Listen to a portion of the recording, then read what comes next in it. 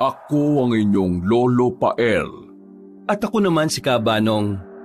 At ito ang aming kwento.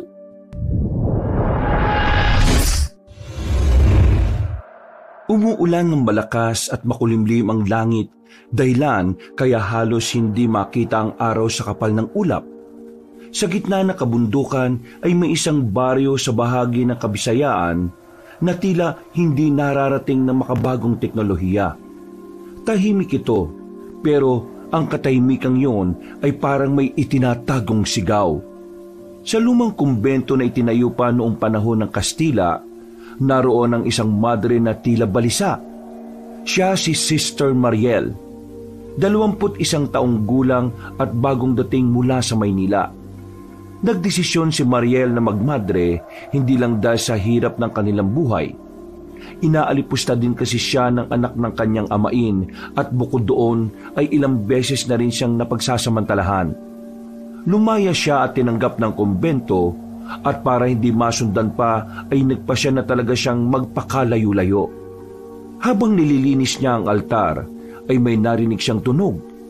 Hindi niya maintindihan kung kaluskos ba ito ng hayop o tao dahil sa mabilis. Luminga-linga siya sa madilim na paligid at doon din ay sinindihan na niya ang kandila sa altar para magkaroon kahit papaano ng liwanag sa silid. Nagpatuloy siya sa paglilinis hanggang sa muli niyang marinig ang kaluskos.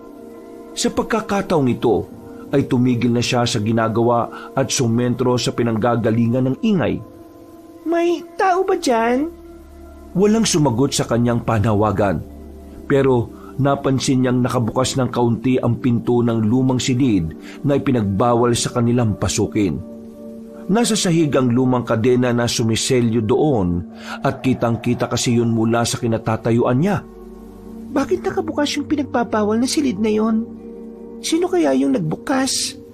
Naku, baka mapagalitan ako kapag naabutan yung ganyan.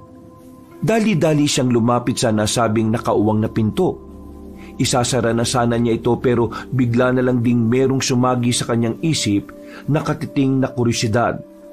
Tumigil siya at pasimpleng sumilip sa uwang bago nagpalinga-linga sa likuran. Bakit nga kaya pinagbabawalan kaming pumasok dito sa silid na ito?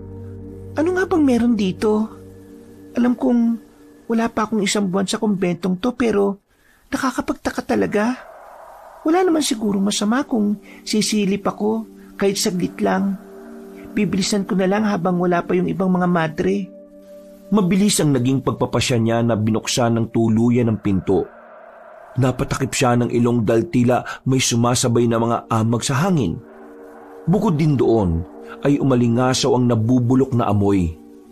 Napapapikit pa nga siya habang inahawi-hawi ang mga alikabok na humahalo sa hangin. Pagkuwan ay muli siyang dumilat at tumakbang papasok sa loob. Doon na nga tumambad sa kanyang paningin ang kabuuan ng nasabing ipinagbabawal na silid. Para yung isang maliit na kapilya pero sa kaliwa at kanan ay may mga istante ng mga libro. Sa pinakagitna ay may malaking kahoy na krus at sa harap nito ay may nakaupong babae na nakabihis pang madre rin. Sino yun? Dahan-dahan niyang nilapitan ang di makilalang madre, kaya nakita niya ang panginginig noon. Doon niya rin napansin ang dugo sa kamay ng babae. Natatakot man, ay nilakasan niya pa rin ang loob upang makilala ang madring tila takot na takot. At ganoon na lang ang gulat niya nang makilala ngayon. Sister Lucia, ikaw nga. Magmula kasi nang mapadpad siya sa kumbentong yon, ay usap-usapan na nga si Sister Lucia. Matagal na raw kasing nawawala ang nasabing madre. Nakilala lang yon ni Sister Mariel dahil sa lumang larawan na naiwan sa silid nito kung saan din siya natutulog ngayon. Hindi ba't ikaw si Sister Lucia? Matagal ka na raw nawawala at pinaghahanap. Saan ka ba nagsusuot? Teka, ano yung dugo sa kamay mo? Hindi ako nagkasala. Sila ang nagsimula. Ano pong ibig niyong sabihin, Sister Lucia? Halina na po kayo at sasamahan ko kayo para malaman ng lahat na nakabalik na kayo. Huwag kang lalapit sa akin. Hindi mo ba naririnig ang boses ko? At hindi ka ba nagtataka? Ha? Oo nga no.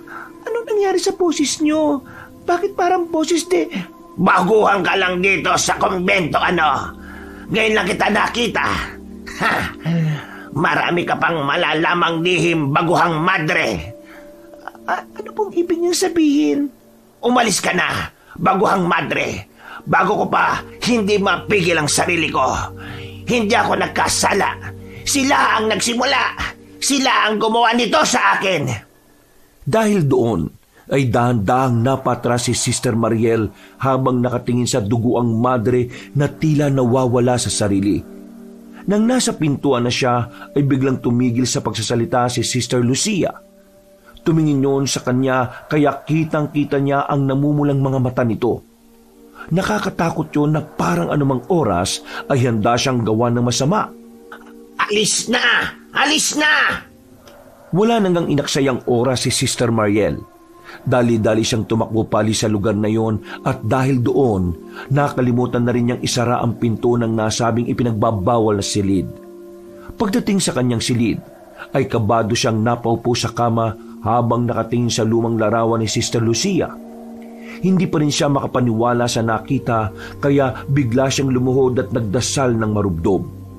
Panginoong Jesucristo, gabayan niyo po ako. Santa Maria, Ina ng Diyos, alisin niyo po ang takot sa puso ko.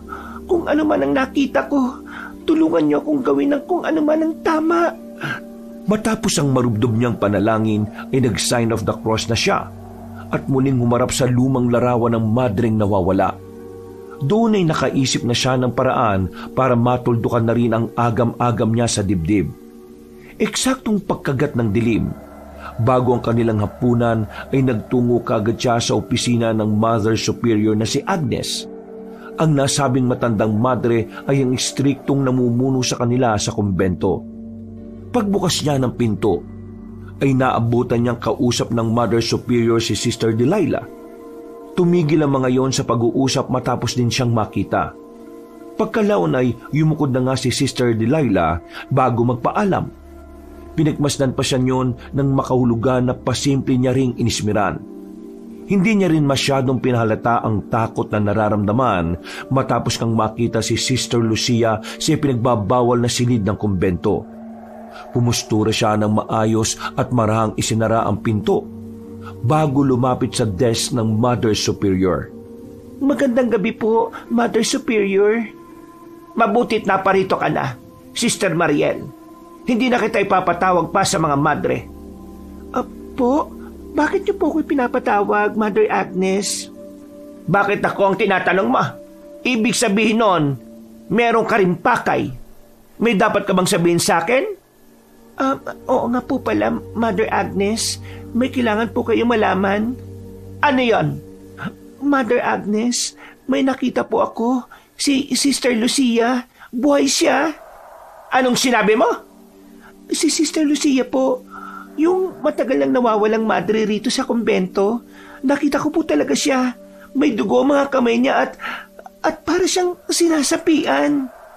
Saan mo naman siya nakita? Totoo ba yung sinasabi mo?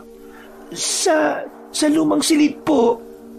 Anong ginagawa mo sa lumang silid? Hindi ba't alam mo naman ay pinagbabawal ang pagpasok o ang paglapit sa silid na yon? Nakita ko pong nakauwang ang pinto noon kaya sumilip ako. At yun na nga po, nakita ko si Sister Lucia. Sigurado po kung siya yun dahil nandun pa rin yung luma niyang larawan sa silid na tinutulugan ko. Nakauwang ang pinto? Paanong nabuksan ang lumang silid na yon?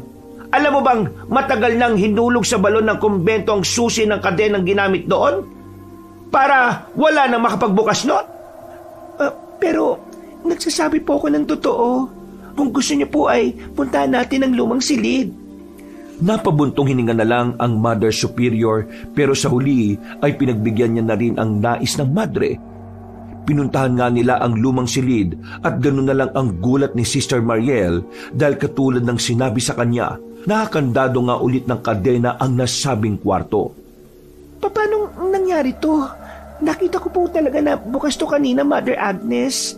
Nakita ko po sa loob si Sister Lucia at nakausap ko pa siya. Nandun po siya mismo. Tumigil ka na, Sister Mariel. Alam mo bang dahil sa mga sinabi mo ay hindi mo nirerespeto ang pagkawala ni Sister Lucia? Binibigyan mo rin ng pag-aalala ang puso namin dahil sa mga sinasabi mo. Mabuti na lang at tayo pa lang nila Sister Delilah ang nakakaalam ng patungkol dito. Pero nagsasabi po ako ng totoo. Sigurado ka ba dyan? Bakit hindi mo sabihin sa akin ngayon kung paano ka humikit ng marijuana na pinabili mo pa kay Robin? Huwag ka nang tumanggi dahil nahuli siya ni Father Gestani. Inamin niya ang lahat-lahat at sinabi sa akin ang tungkol doon. Po? Nagulat ka, no? Marahil ay epekto yan ng paghitit mo ng marijuana. Sinisira na niya ng utak mo. Kaya Sister Mariel, ipinag-uutos ko bilang iyong pinuno na kalimutan na ang mga ilusyon na inakala mong totoo. Ang sino mang nagukay ng mga kasalanan ng nakaraan ay pinarurusahan din. Opo, Mother Agnes. Sige na, magtungo ka na sa silid ng hapagkainan at kalimutan ang mga nangyari ngayon. Pero maghintay ka lang ng ilang araw para sa parusang igagawad sa iyo dahil sa kasalanan ginawa mo sa paggamit ng pinagbabawal na marijuana. Kaawa ang kanawan ng Panginoong Diyos. Napayukod na lang si Sister Mariel na hindi pa rin makapaniwala sa mga nangyayari. Sigurado siya sa sariling totoo ang mga nakita niya kanina at hindi yung dahilan ng tama ng marijuana. Totoong gumamit siya noon pero 1 buwan na siyang tumigil dahil nakukonsensya na rin siya at gusto niyang magserbisyo sa Diyos ng buong buo. Pagdating sa silid hapagkainan ay pumesto kagad siya at naghapunan. Tahimik lang siyang nanginginain katulad ng ibang madre na naroon. Nang matapos na, ay tumulong siya sa pagliligpit ng mesa at paghuhugas. Mabilis na lumipas ang oras. Pagkatapos ng kanilang pangkalahatang pagdarasal, ay dali-dali siyang nagtungo sa silid at nagtanggal ng mga suot pang madre. Pagkatapos noon, ay muli siyang napatingin sa larawan ni Sister Lucia habang napapabuntong hininga. Ikaw naman talaga yung nakita ko, di ba, Sister Lucia? Diyos ko po, sana ay mali ang naisip ko. Patawarin niyo nawa ako, Panginoon ko. Naniklood siyang muli at tumingin ng tawad at pagkatapos ay natulog na siya ng matiwasay. Pero ang akala niyang mahimbing na tulog ay biglang nabulabog ng isang panaginip. At hindi lang to ordinaryong panaginip, kundi isang masamang panaginip. Ito ang unang pagkakataon ni Sister Mariel sa kumbento na managinip ng ganoon kasama at nakakatakot. Nakakita siya ng isang batang lalaki na may sunog sa katawan. Umiiyak yon habang nakatayo sa tapat ng krusipihong nasa likuran nito. Napansin ng madre na ang silid na kinaroroonan nila ng nasabing bata ay ang loob ng lumang silid na napasok niya nito. Tumatangis ang kaawa-awang bata na hindi makilala at halatang-halata ang sakit na nararamdaman noon sa tindi ng pagkasunog ng katawan. Anong ginagawa ko rito? Bakit merong bata? Ali, tulungan mo ko. Ako po si Ruben. Pakiusap, tulungan mo ko. Ruben? Pakiusap po. Nakikiusap ako. Huwag mo kong iiwan. Sila po ang nagkasala. Wala po kong kasalanan. Hindi ako nagkasala, kundi sila po. Anong ibig mo sabihin, Ruben? Sinong sila ang totoong nagkasala? Anong ginawa nila sa'yo? Bakit ka may sunog sa katawan? Anong nangyari? Huwag mo po akong iiwan dito, Ali. Mamamatay ako. Parang awa mo na po. Gusto ko na pong umuwi. Palapit na si Sister Mariel sa kaawa-awang paslit nang bigla siyang nakarinig ng nakakakilabot na ugong. Sabay silang tumigil sa pagsasalita ni Ruben at nagmasid-masid sa paligid. Kitang-kita ng madre ang matinding takot sa mukha ng batang lalaki kaya natakot na rin siya. Ilang saglit pa nga ay nakarinig naman sila ng langit-ngit mula sa likod ni Ruben. Hanggang sa sabay na silang napalingon doon. Nakita nila ang unti-unting pagbaliktad ng krusipihong nandoon kaya lalo silang nagimbal. Nandiyan na yung kampo ng kadiliman. Huwag mo akong iiwan, Ali. Mamamatay ako. Bago pa matapos ng batang lalaki ang sinasabi, ay may kung anong kadiliman na parang usok ang lumukob sa kanya, at pagkatapos noon ay isang nakabibinging ugong ang umalingaw-ngaw sa buong silid. Sinundan niyo ng malakas na halakak ng tila isang demonyo, kaya natakot ng husto si Sister Mariel. Hindi na niya rin nagawang mailigtas si Ruben dahil napangunahan na siya ng matinding takot ng kalooban. Tumakbo siya papunta sa likuran para makalabas sa nasabing silid. Subalit nang itulak niya ang pinto, ay nakita niyang nakakandado ito ng kadena mula sa labas. Kinalbog niya yon ng maraming ulit habang sumisigaw ng tulong hanggang sa makakita siya ng mga madre na sumisilip sa kaunting uwang. Parang awan niyo na! Tulungan niyo ako makalabas dito! May patang nilikuban ng itim na kung anong gawa ng kadiliman! Tulungan niyo kami! Pakiusap! Subalit sa halip na mag-atubiling tulungan siya, ay tumayo lang ang mga madre na pagkalaon ay tinawanan siya na parang nililibak. Hanggang sa maramdaman ni Sister Mariel ang presensya ng kadiliman sa kanyang likuran. Hinawakan siya nito sa balikat at tinatak ng mabilisan, dahilan para mapasigaw siya sa sobrang pagkagimbal. Napabalikwas ng bangon si Sister Mariel. Nagising siyang pawisan dahil sa masamang panaginip na yon. Habang napapahawak sa dibdib na dinig pa rin niya ang mabilis na tibok ng kanyang puso. Panginoon, bakit po ko dinadalo na masama ng panaginip? Patawad po kung ako man ay nagkasala. Huwag na po sanang maulit ito. Parang awa niyo na po. Pagkatapos niyang dumulog ulit ng panalangin, ay napalingon siyang muli sa larawan ni Sister Lucia. Hanggang siya ay mapalingon na sa bintana kung saan ay napansin niyang tila may mga marka ng daliri doon. Basang-basa yun na parang galing sa ulan. Pero hindi naman umuulan ng hating gabing yon, kaya mas lalo siyang nakaramdam ng takot. Panginoon, ilayo mo po ako sa anumang gawa ng kadiliman. Kinaumagahan, kinausap ni Sister Mariel ang isa sa pinakamatandang madre sa kumbento na si Sister Leticia. Bulag na yon at hindi na nakakalakad ng maayos, kaya madalas na lang na nasa silid niya. Sinamantala nga niya ang pagkakataon na siya ang maghahatid ng pagkain sa matandang madre.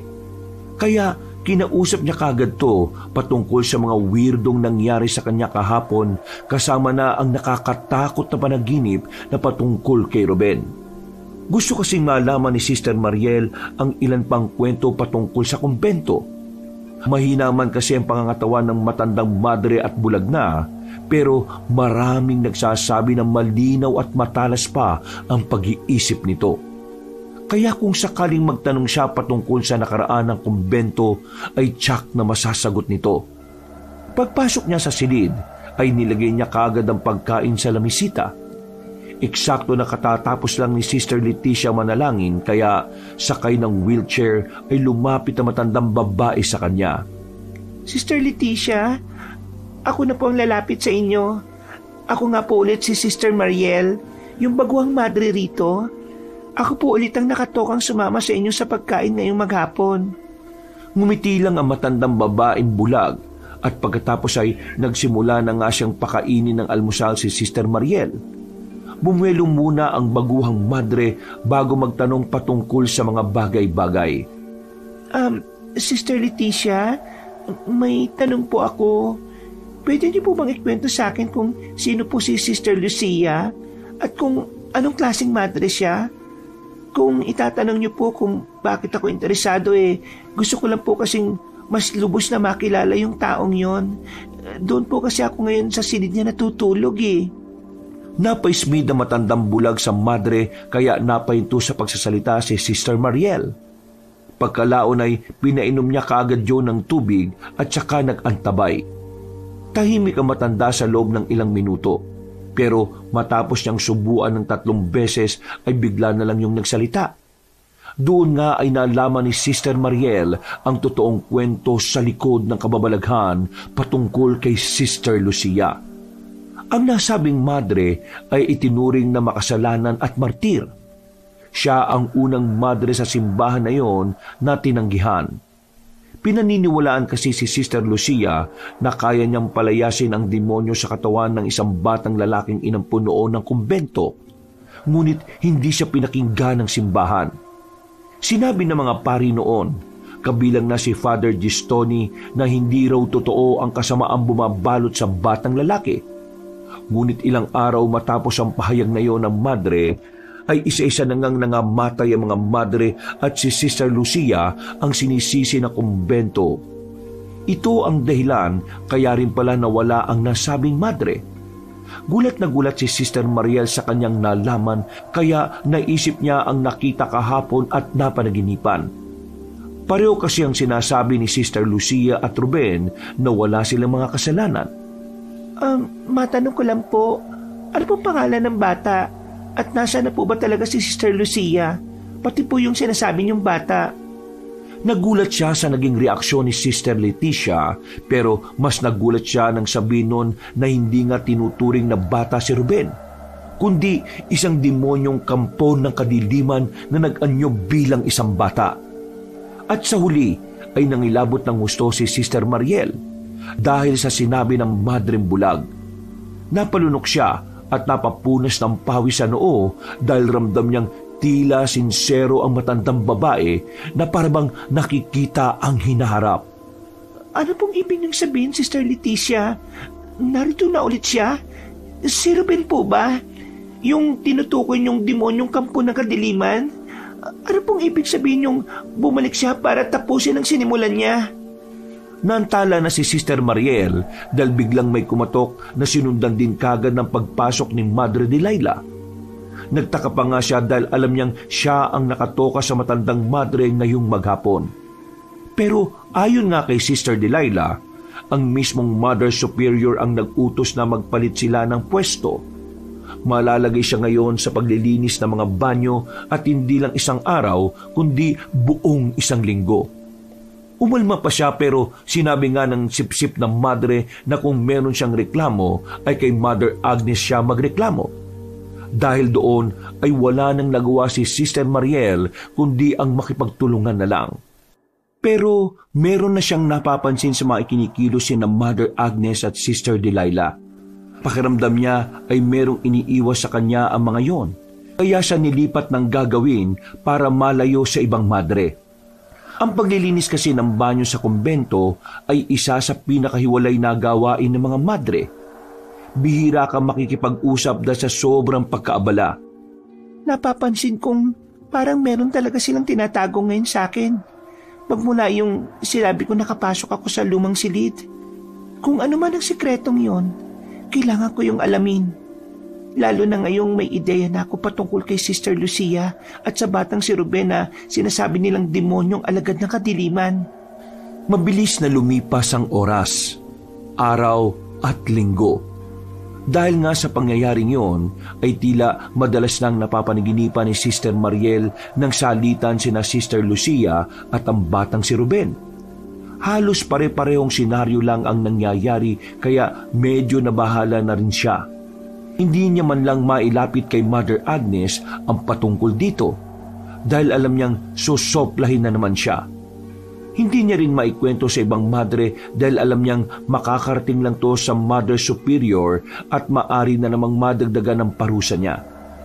Hindi pa nga niya natatanggap ang parusa patungkol sa paggamit niya ng marijuana kaya hanggang ngayon din ay naghihintay siya sa ipapataw sa kanya. At dumating na nga ang araw na yon. Ipinatawag siya ni Mother Agnes at pagdating sa opisina nito ay nandoon nga ang tila kanang kami nitong si Sister Delilah. Masama at tila nandilibak na naman ang tingin sa kanya ng dalawa. Magandang araw po, Mother Agnes, Sister Delilah. Magandang araw din. Alam mo naman siguro kung bakit kita ipinatawag dito, hindi ba? Opo. Tatanggapin ko po yung kung ano mang kapurusang igagawad nyo. Huwag niyo lang po akong paalisin dito sa kumbento. Wala na po akong ibang matutuluyan kaya nakikiusap ko na huwag niyo pong gawin sa akin yun. At sino naman na nagsabi sa iyo na magiging parusa mo ay ang pagpapalaya sa kumbento? Wala naman pong nagsabi. Naisip ko lang po yun, Mother Agnes. Kung gagawin namin yun sa iyo, baka lalo ka lang mapariwara at malayo sa Diyos. Makinig kang mabuti, Sister Mariel. Dito sa kumbento, tuwing ganitong buwan ay nagpapadala kami ng isang representable papuntang bayan. Ito ang ginagawa naming parusa sa mga madring katulad mo na pasaway. Hindi ka lang magpupunta sa simbahan roon para dumalo bilang representable ng ating kumbento, kundi ang lahat ng nais ipabili ng mga madre rito sa atin ay ikaw ang bibili. Pagbalik mo rito, kailangan bitbit mo ang mga iyon. Walang labis at walang kulang. Ayun lang po. Aba, at nakulangan ka pa sa parusa. Bakit? Akala mo ba lalatiguhin ka rito o paluluhurin sa asin o papasuin? Hindi porke malayo sa kabiasnan ng kumbento natin gagawin din natin ang kapamaraan ng mga ninuno natin. Isa pa, hindi naman totoo ang mga ganoong ginagawa sa kumbento. Pasensya na po. Bukas ng umaga, pupunta rito si Father Gestoni at Robin. May iwan dito si Father Gestoni kaya isasabay ka na ni Robin papuntang bayan. Po, kay Robin ako sasabay? Bakit? Parang nagulat ka. Hindi ba malapit naman kayo ng taong yon? Nagulat lang po ako. Akala ko po kasi pagbabawalan niyo na akong lumapit sa kanya. Bakit naman kita pagbabawalan? Ang taong nakagawa ng kasalanan, kapag lalo mong ginigipit ay lalo lang itong kakawala. Kaya ngayon, mas mainam na ikaw na mismo ang sumuri sa pananampalataya mo. Walang makakakita sa inyong dalawa sa bayan kaya malayang magagawa ang gusto mo. Pero alalahanin mo sanang nakikita ng Diyos ang lahat. Kung magkasala ka man ng di namin nalalaman, ay pananagutan mo na yun sa Panginoon. Naintindihan ko po. Salamat sa paalala, Mother Agnes. O sige na, makakaalis ka na. Paglabas ng opisina ay hindi na tuloy mawaglit sa isip ni Sister Mariel ang mga sinabi sa kanya ni Mother Superior. Pakiwari niya tuloy ay sinusubok ang kanyang pananampalataya kaya hindi siya masyadong nakatulog na maayos. Pasado 3:00 na madaling araw, lumabas siya ng silid para magtungo sa banyo. Nang malapit na siya sa silid ng hapagkainan, ay meron siyang napansin na tao sa pinakadulo ng pasilyo.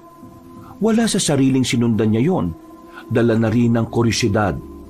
Nang matamaan niyo ng liwanag, ay nakumpirma nga niyang si Sister Delilah ang nakita niya. May hawak yon ng isang botelya na kung anuman ang laman, kaya napakunot siya ng noo. Bote ba ng langis yung hawak niya o holy water? Nang mawala na sa paningin niya ang nasabing madre, ay nagtuloy-tuloy na siya sa banyo dahil tila puputok na ang kanyang pantog. Ilang saglit pa nang matapos na siya sa pag-ihi, paglabas ng banyo ay nakarinig siya ng tila nakakatakot na ungol ng kung anong hayop.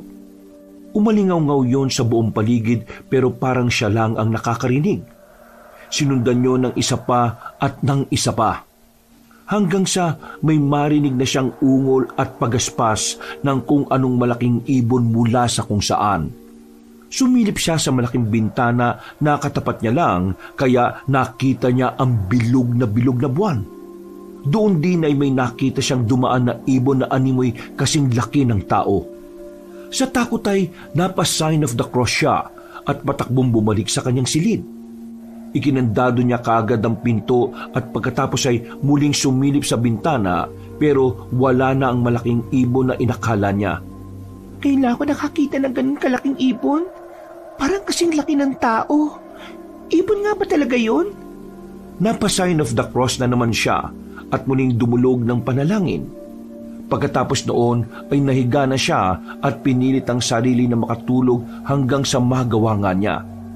Pasado 7:00 ng umaga. Pagkagising ay nagulat siya dahil nasa harap na niya si Sister Delilah at katulad ng dati ay nakasimangot lang yon sa kanya. Nung bagong salta pa lang talaga siya ay ramdam na niya ang malamig na pakikitungo ng nasabing madre. Sinabi nga nun sa kanya na maganda na dahil nasa kumbento na si Father Gestoni at Robin. Hinihintay na lang siya ng binata para makabalik na sa bayan. Nag-asikaso na nga kagad si Sister Mariel. Dali-dali niyang kinolekta ang mga nais ipabili ng mga madre at nang matapos na ay nagtungo na siya sa pinagpaparkingan ng sasakyan. Nandun na si Robin na kanina pa naghihintay. Tinulungan siya ng gwapong binata sa paglalagay ng mga damit niya sa compartment ng sasakyan habang si Mother Agnes, Sister Delilah at Father Gestoni ay nakatingin lang sa bintana ng silid na kinaroroonan nila. Paglabas nila ng kumbento ay napabuntong hininga na lang si Sister Mariel dahil ang totoo ay naiinis at masama ang loob niya sa binata. Kumusta ka na, Sister Mariel? Huwag mo ako makumusta, Robin, ah. Ikaw ang dahilan kung bakit ipapadala ko ngayon sa bayan para dumalo sa gawain doon at para maging alipin ng mga madre. Bakit mo ko sinumbong kay Mother Agnes? Oo, teka lang naman. Hindi ko naman intensyon na sabihin kay Father Gestoni ang tungkol sa paggamit mo ng marijuana eh. At saka, isang beses mo lang naman yun ginawa sa kumbento, di ba? Yun ang sabi mo sa akin. At hindi mo na inulit kaya hindi na kita dinalhan. At saka, pinarusahan din naman ako ni Father Gestoni. Patas lang naman tayo. Hindi tayo patas. Alam mo ba na napakamakasalanan na ng tingin nila sa akin? Nawala na sila ng tiwala at kailangan ko yung ibalik. Kung walang tiwala sa iyo ang isang tao, hindi mo kailangang patunayan sa kanila na katiwa-tiwala ka.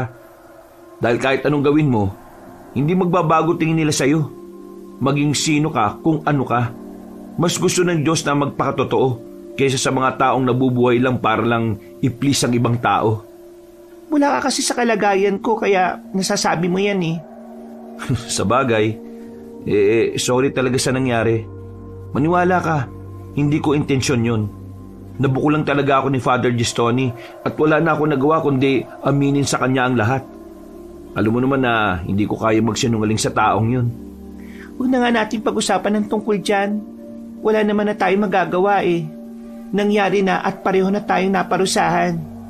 Oo, tama. Huwag kang tatawa-tawa dyan ah. Galit pa rin ako sa iyo dahil sa nangyari. Ito naman, ako na nga lang yung kaisa-isang taong naniniwala sa iyo eh. Aawahin mo pa ako. Sige ka, wala ka na matatakbuhan at makakausap kapag nagalit ka pa sa akin. Ewan ko sa iyo. O sige, ganito na lang. Pagdating sa bayan at pagkatapos ng gawain mo ron, sasamahan at tutulungan kita sa pamimili ng mga ipinabibili sa iyo ng mga madre. Ililibre na rin kita. Sige, totoo yan ah. Oo naman. Kailan ba ako nagsinungaling? Okay na tayo ah. Pagkalahad ng kamay ni Robin ay kaagad yung inabot ng dalaga. Pagkatapos nilang magkaayos ay nagtuloy-tuloy na nga sila sa pagbabiyahe hanggang sa makarating sa bayan. Makalipas ang 3 oras nang nasa bagong bayan na, ay kaagad inihatid ni Robin ang madre sa simbahan doon para dumalo sa gawain. Pagkatapos ng gawain, pasado 4:00 ng hapon ay nagtungo na nga sila sa pamilihan at binili ang ilan sa gusto ng mga madre sa kumbento. Dahil limitado lang ang oras, kaya hindi muna nilahat ni Sister Mariel ang pamimili. 5:30 ng hapon ay nagmeryenda muna sila at nagpatuloy sa pag-uusap. Doon nga ay naisip ng madre na magtanong ng ilang bagay sa binata dahil mas matagal na naman yung nagpapabalik-balik sa kumbento. Siya nga pala, may itatanong ako sa iyo na medyo confidential ah. Kilala mo ba si Sister Lucia? Yung madreng nawala doon sa kumbento? Oo. Pero hindi naman ako malapit sa mga madre noon eh. Kaya hindi rin kami nagkakausap. Hindi ba nga sabi ko nga sa'yo, ikaw ang kauna-unahang madre na naging close ko? Bakit mo pala naitanong? Nag-aalangan na ako magsabi sa iyo kasi kapag tinanong ka ni Father Gestoni, alam kong hindi ka makakapagsinungaling sa kanya eh. Ano ba naman yan? Mangako ka muna sa akin na walang magsasabi ng kahit na ano kay Father Gestoni. Oo na. Sige, promise. Wala akong kahit na anong sasabihin. Siguraduhin mo lang ah. Dahil yari ka talaga sa akin kapag naparusahan na naman ako. Hindi na talaga kita papansinin hanggang mamatay ako. Uy, grabe naman yun. Pero, oo na nga. Nangangako ko na hindi talaga ako magsasalita. Kaya, ikwento mo na sa akin yung gusto mong ikwento. Ganito, meron kasing lumang silid doon sa kumbento. Kung nakapasok ka na ron, alam mo na yung tinutukoy ko. walang nakakapasok doon dahil nakakandado yun ng kadena eh. Pero isang hapon, nakita kong nakauwang yung pinto kaya na-curious akong pasukin hanggang sa makita ko si Sister Lucia. Ha? Totoo ba yung sinasabi mo? Bakit? Mukha ba akong sinungaling? Ito naman, galit ka agad. O sige na, ituloy mo na yung kwento. Nakita mo talaga yung nawawalang madre? Oo, hindi lang nakita ko, di nakausap ko pa siya. Sinabi ko yun kay Mother Agnes pero hindi niya ako pinaniwalaan katulad mo ngayon eh. Ang hirap naman kasi paniwalaan eh. Pero totoo yung sinasabi ko. Totoo yung nakita ko. At sigurado ako doon. Pagkatapos kong makaengkwentro si Sister Lucia, nagsimula na akong mapanaginipan si Ruben. Halos gabi-gabi yun. Teka. Napanaginipan mo si Ruben? Oo. Kilala mo yung batang yon? Oo. Madalas ko rin yung nakikita ron eh dahil inampun siya ng mga madre. Kukunin na nga sana siya ni Father Gistoni para dalhin dito sa bagong bayan. At may makasama ko pero may nangyari kasi. Ano yung nangyari na yon? Hindi ko alam ang eksaktong nangyari pero bago rin mawala si Sister Lucia, may mga namatay pa rin sa kumbento. At ang pagkakaalam ko, kasama sa mga namatay si Ruben. Hindi ko na nagawang makapagtanong kay Father Gistoni dahil ang sabi niya, wag na raw uungkatin yung tungkol doon. Mas lalo tuloy akong napursiging malaman ng nangyari sa kumbento bago ako dumating Sister Mariel, payong kaibigan lang mas mainam kung wag mo nang pag-aksaya ng tungkol sa bagay na yan. Baka lalo mo lang ikapahamak yan Di ba't nasabi mo na noong nakaraan sa akin na pakiramdam mo parang malamig ang pakikitungo sa iyo ni Mother Agnes at nung kanang kamay niyang si Sister Delilah? Kaya tigilan mo na kung ano man yung iniisip mo. Alam ko naman yun, Robin Pero parang mas hindi ako matatahimik lalo na ngayong meron akong nalaman. Ano yun? May sinabi sa akin si Sister Leticia tungkol sa nangyari. Ang sabi niya, yung pagkawala ng mga madre noong panahon na yon na sinisisi kay Sister Lucia ay kagagawan daw ni Ruben. Tinawag niya ngang kampo na kadiliman yung bata At sinabi pa niyang nagbalik na raw yun ngayon para ituloy yung dapat ituloy. Nako, parang nakakatakot naman yan. Nakakatakot talaga. Alam mo ba na ngayon, parang may kakaibang bigat akong nararamdaman sa kumbento. Hindi ko to pinapansin noon pero habang tumatagal ako roon mas lalong bumibigat ang pakiramdam ko. May kukwento rin sana ako sa'yo pero sana sa ating dalawa na lang muna to Patagal na rin ako may napapansin sa kumbento pero hindi lang ako nagsasalita Palagay ko, alam din to ni Father Gistoni. Kaya lang, hindi ko alam kung bakit tahimik siya pagdating sa bagay na to Naniniwala ka ba sa aswang? Ha? Aswang? Oo, naniniwala naman pero bilang alagad ng Diyos at isang madre, hindi dapat tinatangkilik ang tungkol dyan. Nung bata pa kasi ako, madalas kong marinig ang kwento na yon lalo na kapag napunta kami sa kumbento. Yung mga matatandang madre noon na mga patay na ngayon, maliban kay Sister Leticia at Mother Agnes alam din nila ang tungkol doon. Meron nga raw aswang doon sa kumbento na nagpapanggap na isang madre. Hindi ko lang alam kung nahuli o napatay na yon. Pero siguro may kinalaman yan kay Sister Lucia at kay Ruben. Diyos ko po, naalala ko tuloy bigla nung madaling araw na may nakita ko malaking ibon na nagpapalipad-lipad sa ibabaw ng kumbento. Natigilan na sila sa pag-uusap dahil tumunog na ang lumang cellphone ni Robin. Sinyalis kasi yun na 5 minuto na lang ay mag-aalas 6 na ng gabi. Nawala na rin tuloy sila sa pag-uusap at dali-dali nang hinatid ng binata ang madre sa simbahan kung saan to ngayon tutuloy. Pagkatapos noon ay umalis na rin kagad siya. Si Sister Mariel naman ay gumawa na lang ng dapat gawin. Kinabukasan, nagpatuloy ulit ang ikalawang gawain. Maghapon yun kaya hindi nakalabas ng simbahan si Sister Mariel. At habang gumagampan ng tungkulin ay hindi naman siya masyadong nakapag-concentrate. Dahil nga naiisip niya ang mga pinag-usapan nila kahapon ni Robin. Mabilis na lumipas ang oras. Pagkatapos mag-ayos sa sarili at magdasal, nang patulog na ang dalagang madre ay naalala na naman niya ang sinabi ni Robin patungkol sa paniniwalang aswang sa kumbento. Meron nga daw aswang doon sa kumbento na nagpapanggap na isang madre. Hindi ko alam kung nahuli o napatay na yun. Pero siguro may kinalaman yun kay Sister Lucia at kay Ruben. Sana naman, hindi tungkol sa aswang yon. Panginoon, tulungan niyo po ako makatulog ng maayos ngayong gabi. Pagpikit ay nakatulog din siya kaagad, subalit dinalo na naman siya ng isang masamang panaginip. May narinig siyang kalabog sa bintana ng silid na kanyang tinutulugan. Pagtingin niya roon, ay nakita nga niya ang bakas ng dugo ang kamay. Napabangon kagad siya sa kama at dali-daling umatras pero nanatiling nakatingin sa bintana. Pagkatapos noon ay nakarinig siya ng nakakakilabot na huni ng kung anong hayop sa labas. Kapareho lang to nung narinig niya doon sa kumbento. Dahil doon ay lumabas siya sa silid at takot na nagpunta sa kung saan hanggang sa makarating siya sa altar. Napahinto siya at napatingin sa tapat ng malaking krus dahil may nakita siyang nakatayo roon. Pagtingin niya ay ganoon na lang ang gulat niya nang makita si Ruben. Katulad ng dati ay sunog pa rin ang bahagi ng katawan noon. Ruben, wala akong kasalanan. Sila ang may kasalanan nito. Ano bang sinasabi mo, Ruben? Nandiyan na siya. Magtago ka na. Natigilan na ang dalagang madre dahil isang nakakakilabot na huni na naman ang kanyang narinig. Kasabay noon ay bigla siyang napabalikwas ng bangon dahil sa narinig niyang ingay sa labas ng kwarto. Doon niya rin naintindihan na panaginip lang ang nangyari kanina, pero hindi na niya inalala pa yon.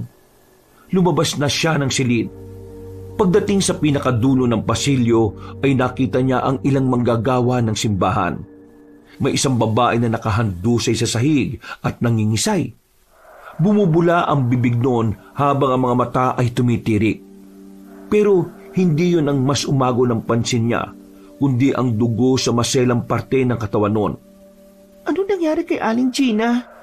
Bakit siya nangingisay at dinudugo? Dalhin niyo na kagad siya sa ospital, madali kayo! Wala nang inaksayang oras ang lahat. Mabuti na lang ay malapit lang doon ang ospital ng Bagong Bayan, kaya nakatawag kagad sila ng ambulansya. Nang isasakay na si Aling Gina, ay napalingon sa kung saan si Sister Mariel. Mula sa pinakatuktok ng simbahan ay may napansin siyang kung ano na nagtatago sa malaking krus na nasa itaas. Nawala rin kagad yun kaya hindi na niya napagtuunan ng pansin. Umalis na rin kasi ang ambulansya kaya doon na natuon ang atensyon nilang lahat. Kinabukasan, maagang natapos ang kanilang huling gawain. Pagkatapos mananghalian ay sinundo na kagad niya si Robin. Nagtungo nga sila sa pamilihan ng Bagong Bayan para ituloy ang pamimili ng mga pangangailangan ng mga madre sa kumbento. Habang nagbabiyahe pabalik sa kumbento, ay naikwento nga ni Sister Mariel ang tungkol sa nangyari kagabi. Ibinahagi niya rin ang napanaginipan bago yon mangyari. Wala siyang itinago kay Robin dahil alam niyang maniniwala at mapagkakatiwalaan niya ang binata patungkol dito. Palagay ko, Sister Mariel, kailangan mo na ulit ng deliberasyon. Hindi na maganda mga napapanaginipan mo eh. Posibleng sanhiyan ang kakaisip mo patungkol sa bagay na yon. Naisip ko rin naman yan. Pero sa tingin mo, nagkataon lang ba ang nangyari kagabi? Yung panaginip ko patungkol kay Ruben at yung nakita ko sa tuktok, sa krus ng simbahan na parang aswang.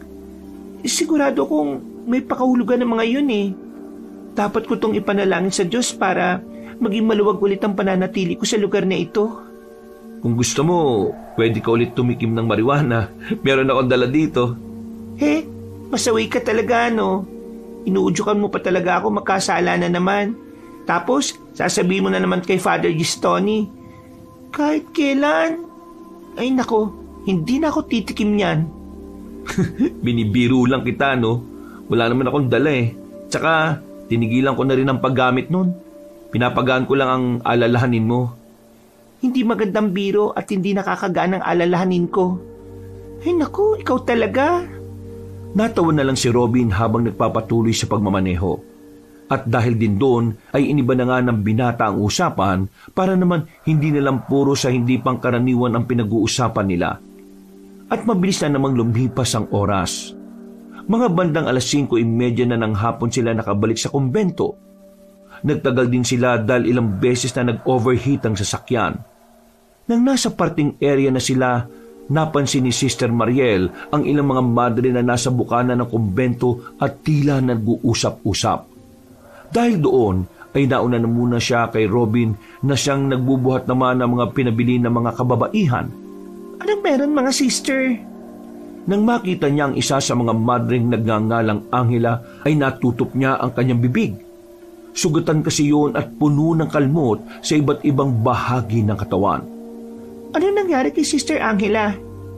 Ayon nga sa mga kapwa madre nila sa kumbento, ay kagabi pa raw nawawala si Sister Angela. At ngayon ngang bago lumubog ang araw ay naabutan na lang nila yon sa tapat mismo ng kumbento. Sugatan at takot na takot pero walang maalala sa mga nangyari. Dahil doon ay kaagad tinawag ni Sister Mariel si Robin para tumulong sa pagbubuhat. Dinala nga nila ang kawawang madre sa pagamutan ng kumbento para mabigyan ng paunang lunas. Bago lumabas ng silid dahil hindi mapakali, kaya naman nilapitan ni Sister Mariel ang sugatang madre para sana tanungin. At nang makita niya yon, ay bigla na lang siyang hinawakan sa mga kamay. Sa isang iglap, ay merong kakaibang mga pangitain na sumagi sa isip niya na parabang ipinasa ni Sister Angela. May mga umaagos na dugo, naglilib na kumbento at ang sigawan ng mga madre na punong-puno ng takot. Dahil doon ay kaagad bumitaw si Sister Mariel at napatras. Pinagmasdan lang siya ng makabuluhan ng nasabing madre at gawa naman ng matinding takot ay dali-dali na siyang lumabas ng silid at tumakbo palayo roon. Ano yung mga nakita ko? Pangitain ba yun na ipinamana sa akin ni Sister Angela? Diyos ko po, mabaging Diyos! Napa-sign of the cross na lang siya bago tuluyang umalis sa lugar na yon.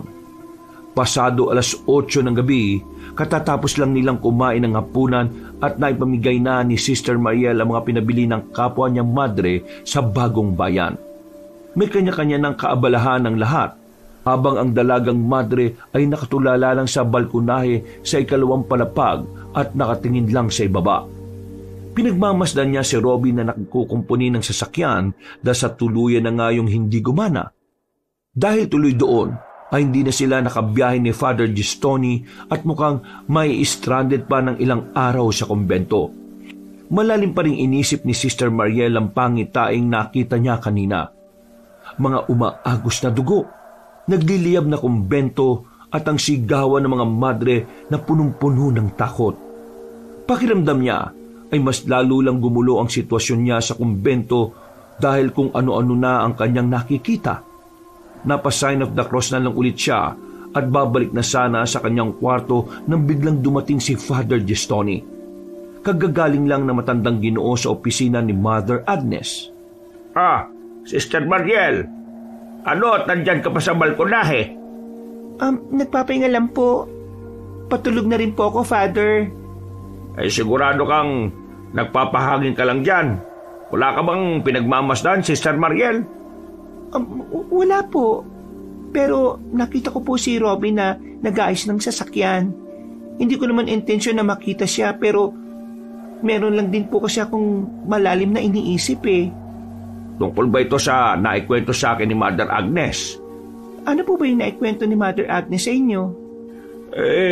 Nito ngang nakaraang hapon, sinasabi mo nga raw na nakita mo ang madreng matagal nang nawawala. Doon mismo sa lumang silid. Alam mo, Sister Mariel, ang demonyo ay madalas na pumapasok sa isip ng taong maraming alalahanin.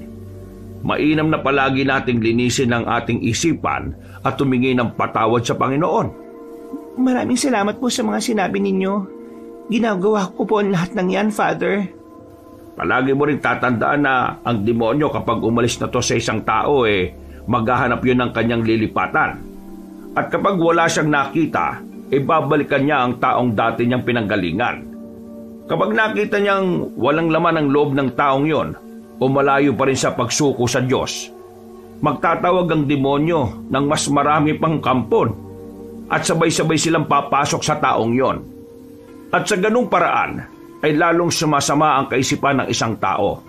Kaya palaging suriin ang ating puso at magpakumbaba palagi sa harap ng Diyos.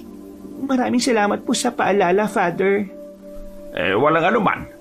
Napansin kong tila malalim nga ang iniisip mo katulad ng sinabi mo kanina. Pwede ko bang malaman kung ano yon? Huwag ka mag-alala. Makikinig lang ako at kung ano man ang mapag-uusapan natin, ay mananatili lang yon sa bawat sulok ng balkonaheng ito. Nang sabihin nyo na matandang Ginoo, ay sinamantala na nga ni Sister Mariel ang pagkakataon kahit kinakabahan siya. Huminga muna siya ng malalim para makakuha ng lakas ng loob bago magsalita. Gusto ko pong malaman kung ano talaga yung nangyari kay Sister Lucia. Nawala po ba talaga siya o kasama siyang namatay ng iba pang madre noon? Pati na rin po yung tungkol sa batang si Ruben. Nung nakarang araw po kasi, bago ako magpunta sa bagong bayan, nabanggit sa akin yun ni Sister Leticia. Kaya nahihiwagaan po ako, Father. At palagay ko naman po karapatan ko rin na malaman kung ano nangyari noon. Lalo na't dito na ako mamamalagi sa kumbento. Tama ka. Karapatan mo rin na namang malaman ang totoo kaya ikukwento ko sa iyo. Noong 16 na siglo bago maitayo ang kumbentong ito, may maliit na nayon sa lugar na ito. Namumuhay sila na taliwas sa kalooban ng Panginoon. Sa panahon natin, kulto kung sila ay tawagin. Sinasamba nila ang nilalang na pinaniniwala ang bumaba dito sa lupa at nagkatawang tao bilang isang bata. Wala siyang kasarian kaya hindi matukoy kung babae ba siya o lalaki. Ngayon lang po narinig ang tungkol dyan Dahil hindi naman to pinahihintulutan na ikalat sa buong kumbento. Kaya ang lahat ng mapag-uusapan natin ay mananatili lang sa bawat sulok ng balkonaheng ito. Sige po, makakaasa po kayo. At ito na nga, ang nasabing bata na yon ay isang uri ng makasalanang reinkarnasyon, pero hindi siya demonyo sa karaniwang pakahulugan, kundi isang nilalang na nagpaparusa sa mga taong mapagkunwari at makasalanan sa pananampalataya. Ang ibig niyo pong sabihin, Father Gestoni, isang makasalanan ang nagpaparusa sa kapwa makasalanan? Parang ganun na nga. Ang turing nila hindi tunay na masama ang nilalang na yon, kundi dahil lahat ng kasalanan ay sumanib sa kanyang kaluluwa, kaya ang sumpa ay nagkakaroon ng anyo sa panahon natin ngayon na tinatawag na aswang. At sa bawat siglo, muling isinisilang. Ano pong ibig niyong sabihin? Na sa bawat siglo ay isinisilang ang nilalang na yon? Pinaniniwalaan ng marami na si Ruben ang nilalang na yon, at ang lahat ng nabibiktima niya ay isinusumpa na kung di mamamatay ay magiging katulad niya na nagpapanggap na tupa, pero ang totoo ay isa palang mabangis na lobo na handang manakmal na mga inosente. Kung ganon, totoo pong sinasabi noon na mayroong aswang dito sa kumbento na nagpapanggap na madre? Walang makakapagsabi dahil ang demonyo ay magaling magbalat kayo. Hindi rin sinabi na hindi sila makakapasok sa simbahan. Ang lahat ay malayang makakapasok sa templo ng Diyos. Pero ang mga di banal ay nasusunog sa impyerno. Wala po talaga akong maintindihan sa mga sinasabi ninyo. Mas mabuti pa magpahinga ka na dahil maaga pa ang gawain bukas. Huwag mo nang problemahin ang mga bagay-bagay dahil sapat na ang suliranin para sa araw na ito. At hayaan mong mamroblema ang bukas sa sarili niya. Tila mas lalo lang naguluhan ang isip ni Sister Mariel pagkatapos ng pag-uusap nilang yun ng pari. Pero ipinagpapasalamat na rin niya ito dahil kahit papaano ay nagkaroon siya ng ideya patungkol sa nakaraan ng kumbento. Nang naiwang paniniwala ng mga taga-baryong nakatira sa lugar na iyon ay nadala ng mga madre na marahil hanggang sa kasalukuyan. Mabilis na lumipas ang oras. Pasado 12:00 ng hating gabi ay mulat pa rin ang mata ni Sister Mariel. Tumatakbo pa rin kasi sa isip niya ang mga kwento ni Father Gestoni, pati ng iba pang kababalaghan na naranasan niya sa lugar na iyon. Maya-maya pa ay naisip niyang lumabas sa silid at magtungo sa kusina para kumuha ng maiinom. Naubos na pala kasi ang inimbak niya sa kwarto kaya kailangan na niya itong lamanan ulit. Nang pabalik na, ay napatingin siya sa silid pagamutan kaya nakita niyang lumabas doon ng sugatan si Sister Angela. Kitang-kita ang takot sa mukha ng babae na parabang nababalisa hanggang sa tumakbo na yon. Hinabol niya ang kapwa madre, subalit pagdating sa isang silid ay bigla na lang yung nawala. Doon na lang din napagtanto ni Sister Mariel na nasa harapan na siya ng ipinagbabawal na silid. Bigla niya tuloy naalala ang huling nakita roon at takot siyang umatras at pabalik na sana sa kanyang kwarto nang tapikin siya ni Robin. Muntik pa siyang sumigaw at muntik pang mahulog ang hawak niyang pitsyel. Mabuti na lang ay nakilala niya kagad ang binata. "Oh, anong ginagawa mo rito, ha?" Nakita ko si Sister Angela eh. Yung madring sugatan na binuhat mo papunta sa pagamutan ng kumbento. Pero bigla siyang nawala eh. Eh ikaw, bakit gising ka pa at nasa labas? Merong nagtatangkang magbukas ng pinto ng kwarto ko. Nilabas ko at sinundan hanggang sa dito ko hilahin ng mga paa ko eh. Nawala na rin siya sa paningin ko. Diyos ko po, ano ba nangyayari dito sa kumbento? Hindi na talaga maganda tong nararamdaman ko. Bukas na tayo mag-usap ng umaga. Bumalik ka na sa kwarto mo at babalik na rin ako. Tama ka. May hindi maganda nga rin akong nararamdaman sa lugar na ito. Parang may kung anong madilim na enerhiya. Nagdesisyon na nga silang dalawa at bumalik sa kanilang silid. Eksaktong pagkasara ng pinto ay nakarinig siya ng nakakakilabot na huni mula sa labas ng kumbento.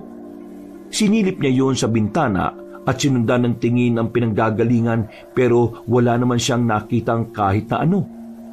Nawala na lang ang nakakatakot na tingin kaya nakampante na rin ang loob ni Sister Mariel. Hanggang sa makatulog siya na mahimbing. Pagsapit ng umaga, tila normal ang takbo ng lahat sa loob ng kumbento. Tahimik ang paligid at may kanya-kanyang kaabalahan ang mga madre. Pagkatapos ng pang-umagang gawain, ay nagtungo kagad si Sister Mariel sa pagamutan ng kumbento. Wala na siyang naabutan doon at nang tanungin niya ang madring nurse, ay sinabi lang nun sa kanya na umalis na si Sister Angela at sinundo na raw ng ambulansya kaninang alas 5 ng umaga. Nagulat siya dahil wala naman siyang narinig na sasakyan kaninang umaga. Kaya tinanong niya kaagad si Robin tungkol dito. Naabutan niya ang binata sa mismong parking kung saan ay patuloy pa rin sa pag-aayos ng sasakyan. May dumating pa ambulansya kaninang alas 5? Ha?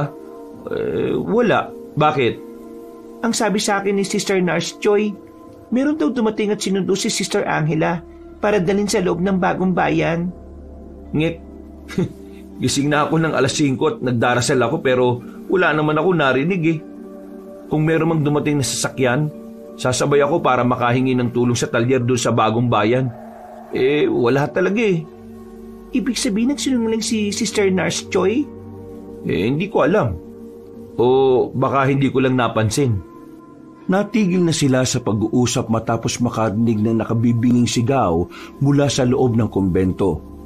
Dahil doon ay tumigil sa ginagawa si Robin at sabay silang tumakbo papasok sa loob.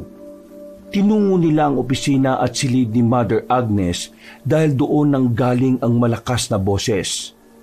Naabutan nilang marami ng tao roon. Kabilang na si Sister Delilah at Father Gestoni na hindi maipinta ang muka. Gulat na gulat ang lahat matapos matagpuan si Mother Agnes na patay mismo sa mismong desk niya. Ang mga mata ay tila hinigit palabas. Nakapako ang dila at ang mga kamay sa lamesa. At puno ng kalmot sa iba't ibang bahagi ng katawan. Tila nanlamig ang buong katawan ni Sister Mariel matapos makita ang kalunos-lunos na sinapit ng kanilang Mother Superior. At dala ng matinding takot ay hindi niya na namalayang napayakap na pala siya ng mahigpit kay Robin. Dahil sa nangyaring yon, ay gumuho ang katahimikan sa buong kumbento. Nagsimula ng maghinalaan sa isa't isa ang mga madre. Dahil doon ay umaksyon na kaagad si Father Gestoni na pumagitna sa mga madreng nagkakagulo. Sa halip na maghinalaan kayo sa isa't isa, Bakit hindi natin nirespeto ang pagkawala ni Mother Agnes?